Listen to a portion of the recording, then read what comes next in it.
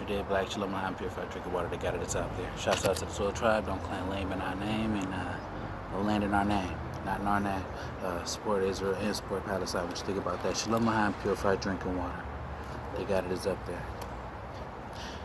Cue that music I like.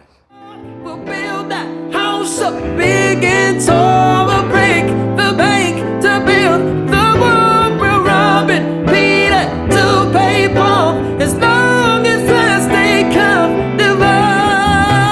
American privilege keeps blurring our vision. I think we'd all like to think and believe that slavery doesn't exist anymore. But according to the official statistics, in 2016, there were about 46 million slaves on the planet, 70% of whom are women, and the remaining 30 were men. Which states still have slavery? Today we're going to be talking about a country that is probably the last one in the world where slavery is still considered the norm. If you were to try and characterize this country in a few words, they'd be filth, poverty, crime, unemployment, illiteracy, and slavery. So, Mauritania. The Islamic Republic of Mauritania is a state in West Africa, which has access to the Atlantic Ocean. The Sahara Desert leaves its traces everywhere in this country, covering everything with sand, even the city streets. It is responsible for many of the country's hardships, such as the lack of water and vegetation, poverty, heat, and dust storms. Mauritania has neither rich resources, nor developed industry, nor tourism.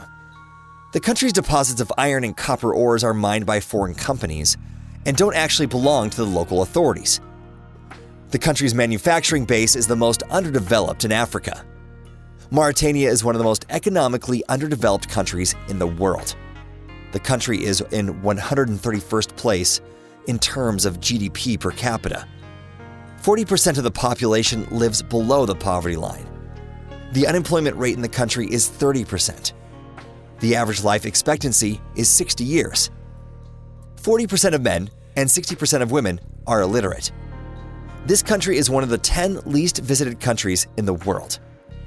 The population of this country is 3.3 million people. 100% of the population are Muslims.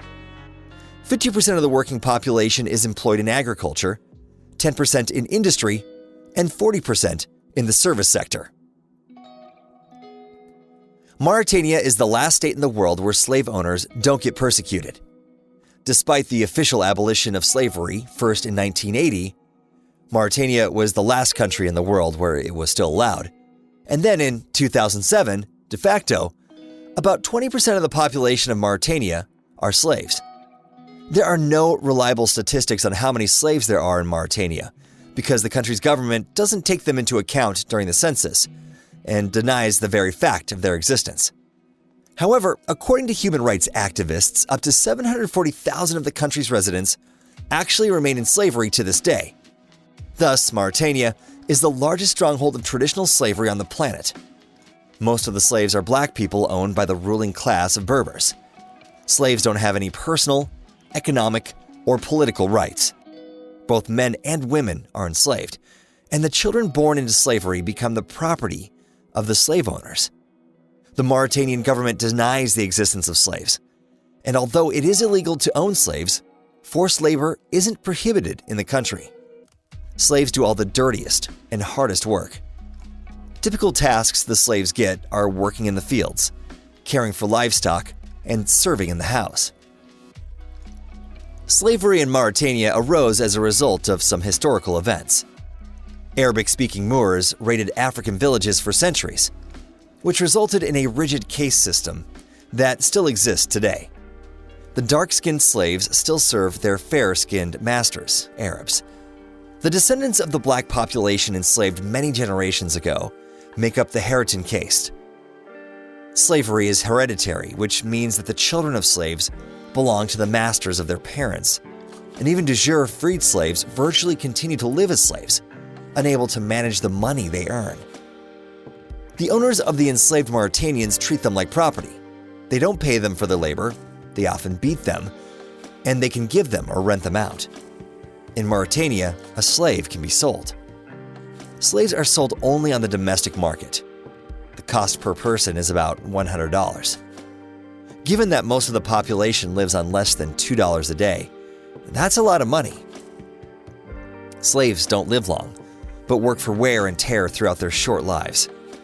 Those who do not submit or try to escape are beaten to death. Slave owners claim that punishment enhances discipline and prevents attempts at disobedience. The reports of human rights activists describe the terrible and sophisticated tortures to which slaves are subjected.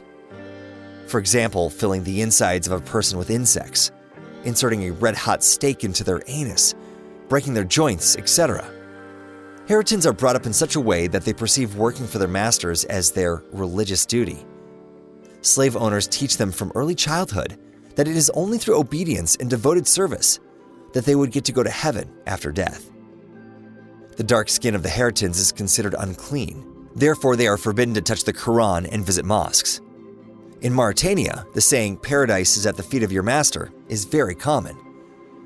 Its meaning is that the path to salvation lies in unquestioning obedience. To this day, the descendants of slaves often don't get a passport at birth, they don't go to school, and don't have access to healthcare. The exception is the residents of the capital and its environs. Many of them do get documents and primary education. However, the wind of change hasn't reached the inhabitants of remote provinces, that is, half the population of the country. Slavery is fought by several organizations and a small political party. The government of Mauritania established the Commission for Human Rights in 1999, but it isn't known to have taken any action. There are reports of police complicity in slavery, as well as the imprisonment of activists of non-governmental organizations dealing with forced labor and slavery. The government banned the use of the word slave in the media. The liberation and rehabilitation of slaves in Mauritania is only done by local and international non-governmental organizations. Although some observers note the gradual decrease in the number of enslaved Mauritanians, the situation is exacerbated by the influx of thousands of refugees from neighboring Mali, where military conflict has been ongoing since 2012. There are several factors that get in the way of the implementation of significant changes in this matter.